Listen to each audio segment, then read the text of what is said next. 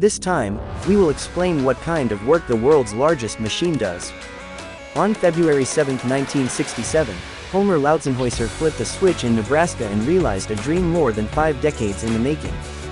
The power grids of the United States joined together, forming one interconnected machine stretching coast to coast. Today, the U.S. power grid is the world's largest machine.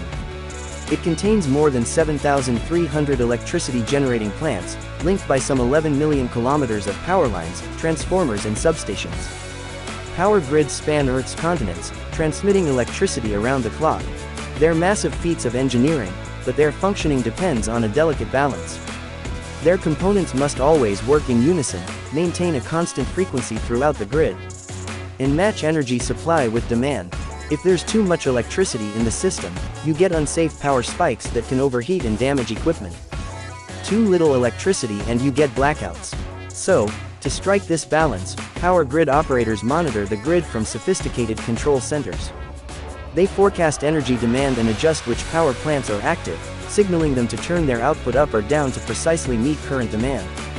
By considering factors like the availability and cost of energy resources, grid operators create a dispatch curve, which maps out the order in which energy sources will be used. The grid defaults to using energy from the start of the curve first. Usually, the resources are ordered by price. Those at the start tend to be renewables because they have much lower production costs. Some grids, like those in Iceland and Costa Rica, run on more than 98% clean energy.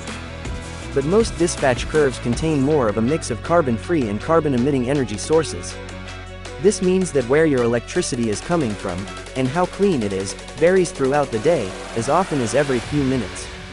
Take the state of Kansas. Despite having plentiful wind resources, it regularly relies on carbon-emitting power plants. This is because wind energy is especially plentiful at night. But, this is also when there's lower demand. So, Kansas's wind energy is actually regularly disposed of to prevent excess electricity from damaging the grid. And comparable scenarios add up to a big problem worldwide. Thankfully, dependence on renewables is rising, but power grids are often unable to make full use of them. Many simply weren't designed around intermittent energy sources and can't store large amounts of electricity. Researchers are experimenting with unique storage solutions. However, this will take time and substantial investment. But hope is not lost.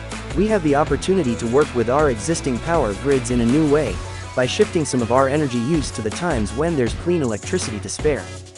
Leaning into this concept, called load flexibility, we can help flatten the peaks in demand, which will place less stress on the grid and reduce the need for non-renewables. So researchers are developing automated emissions reduction technologies that tap into energy use data and ensure that devices get electricity from the grid at the cleanest times. In fact, smart devices like this already exist. So, how big an effect could they have?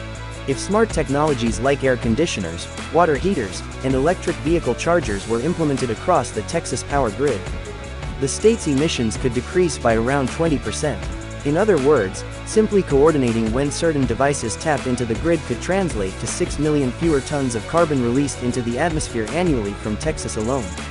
Now, imagine what this could look like on a global scale.